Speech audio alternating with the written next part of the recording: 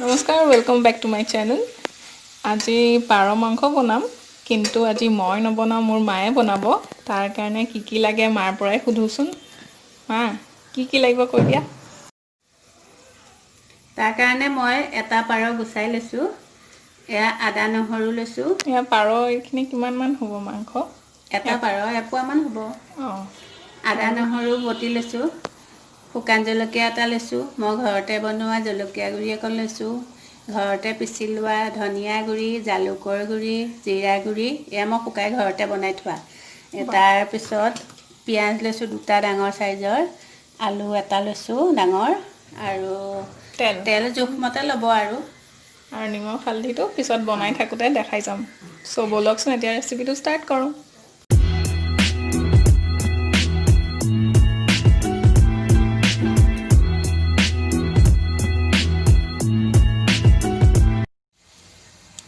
এতিয়া ইয়াত তেল দিছা। তেলটো আপোনালোকে জোখমতে দি ল'ব। আমাৰ মাংস এপোৱা, তাৰ জোখত ইমানখিনি তেল দিছোঁ।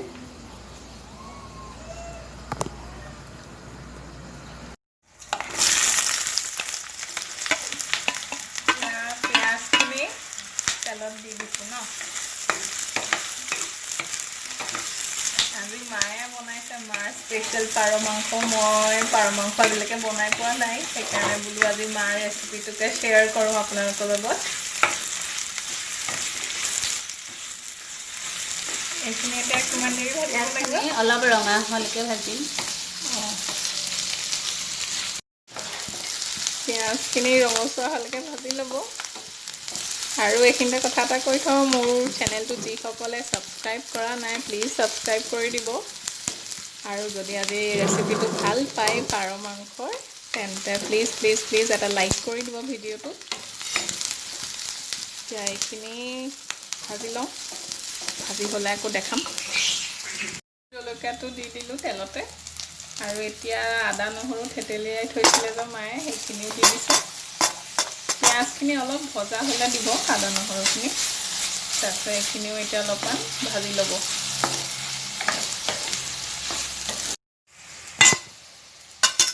গোটেই মছলাখিনি মই ইয়াতে দি দিলোঁ। শুকান মছলাখিনি ন। এতিয়া মাংসখিনিও তাতে যোগ কৰি দিম। এইখিনিতে ভাজি থাকিব লাগিব ন। ভাজি থাকিব লাগিব অলপ দেৰিলৈকে। আলুখিনি আলুও দি দিম তাতে। গোটেইখিনি মানে একেলগে দি দিব লাগে আৰু। নিমখ হালধি দিম জোখমতে। মই লৈ আছোঁ অকণমান।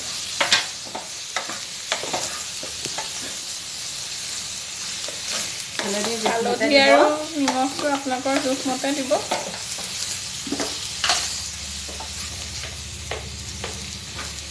সোৱাদ অনুসৰি নিমখ দিব।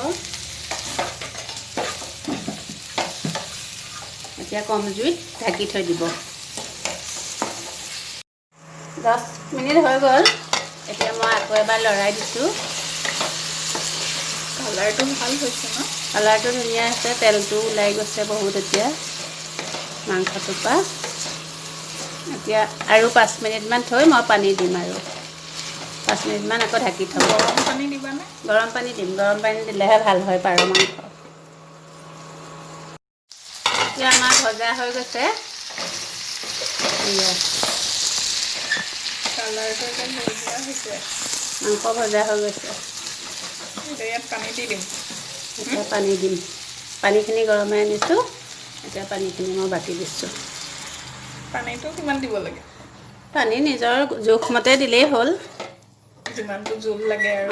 এয়া উতলিব আৰু পানী শুহিব, আলু সিজিব অলপ। আৰু 10 মিনিটমান লাগিবনে? লাগিব।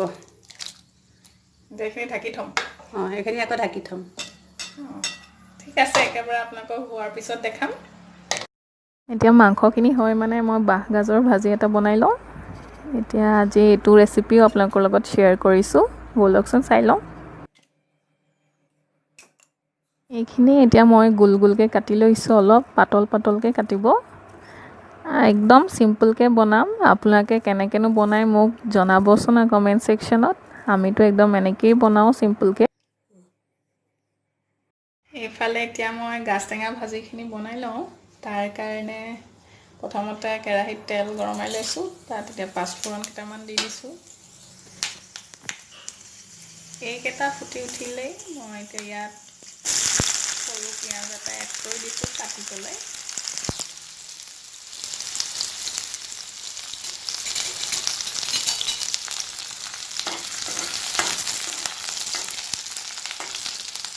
শুকান জলকীয়া এটাও ভাঙি পেলাই দি দিছোঁ।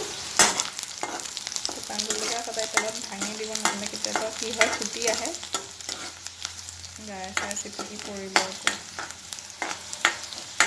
এইখিনি এটা মিক্স কৰি লৈছোঁ আৰু ইয়াত এতিয়া একদম বেছিকৈ হালধি দিছোঁ।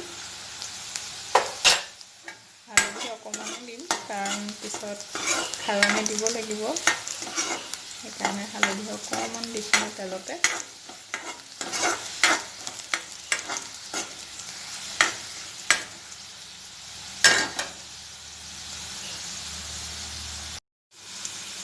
ইয়াত কাটি থোৱা গাজখিনি দি দিছোঁ।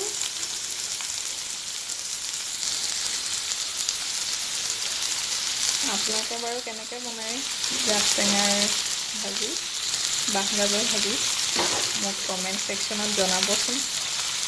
আমিতো এনেকেই চিম্পলকৈ খাওঁ বাৰু। এইখিনি ভালকৈ মিক্স কৰি ল'ম আৰু একদম গেছটো ল' কৰি পেলাই ভাজি থাকিম অলপ টাইম।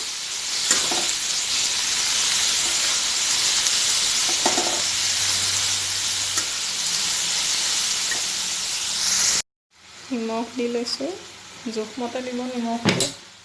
আমাৰ ঘৰত নিমখ কম খাওঁ, কমেই দিছোঁ। এইখিনিও মিক্স কৰি লৈছোঁ।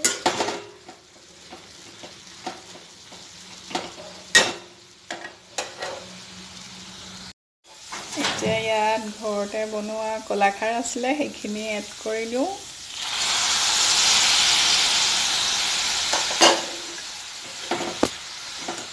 দেখিছে খাৰখিনি দিয়াৰ লগে লগে কালাৰটো একদম ৰঙা নিচিনা হৈ যায়। এইখিনি এতিয়া ভালকৈ আকৌ মিক্স কৰি লওঁ। ভাজিখিনি হোৱা নাই দেই, এতিয়া অফ কৰি নিদিব আপোনালোকে। এইখিনি আধা সিজোঁতেই মানে খাৰটো দিব লাগে। এতিয়া হৈ থাকক আকৌ। ভাজিখিনি হৈ গৈছে, এতিয়া মই গেছটো অফ কৰি থ'ম। এইফালে আকৌ মায়ে কোমোৰা জালি টেঙা বনাইছে, তাত মাছ দি দিছে। পাৰ মাংস আমাৰ দেউতাই নাখায় মানে, সেইকাৰণে এয়া মাছ বনাইছে আজি। মাছ, পাৰ মাংস। আলুটো সিজি গ'ল, ভাঙি দিওঁতে এয়া হৈছে আৰু প্ৰায়। ইয়াত এতিয়া কি দিবা? এতিয়া ইয়াত গৰম মছলা অকণমান, ইলাচি দুটা থেতেলিয়াই থোৱা আছে, তাকে দি দিছোঁ। দি পেলাই এতিয়া অফ কৰি থৈ দিম আৰু হৈ গ'ল। আমাৰ পাৰ মাংস ৰেডি হৈ গ'ল। আৰু এইফালে এইটো মাছো হ'ব। আৰু ইয়াত এতিয়া লাষ্টত টেঙাৰ কাৰণে কি দিম আমি? ইয়াত অকণমান গোল নেমু দি দিছোঁ। গুটিখিনি যায় বুলি চেকনিৰে চেকি দিছোঁ। এইটো খাবলৈ ভাল লাগে। আপোনালোকে জনাবচোন, গৰমৰ দিনত টেঙা খাই কিমান ভাল লাগে। কোমোৰা মাছৰ জালি টেঙা আৰু তাতে কোমোৰা জালি দি বনাইছে আজি। এতিয়া এই দুইখিনি বস্তু হৈ গ'ল। এতিয়া মই লাষ্টত দেখাম আপোনালোকক। এয়া এতিয়া মায়ে বাঢ়ি আছে বাতি এটাত, আপোনালোকক একদম লাষ্টত আৰু গোটেইখিনি একেলগে সজাই পেলাই দেখাম। আৰু আজি এইটো মায়ে বনোৱা পাৰ মাংসৰ ৰেচিপি, আৰু মই যে বনাইছিলোঁ বাঁহগাজৰ ভাজিটো, এই দুটা ৰেচিপি যদি আপোনালোকে ভাল পাইছে, আপোনালোকে নিশ্চয় মোক জনাবচোন কমেণ্ট ছেকশ্যনত, আৰু শ্বেয়াৰ কৰিব যিমান পাৰে, আৰু মোৰ চেনেলটো ছাবস্ক্ৰাইব কৰিব। আৰু চোৱাৰ বাবে থেংকছ ফৰ ৱাচিং।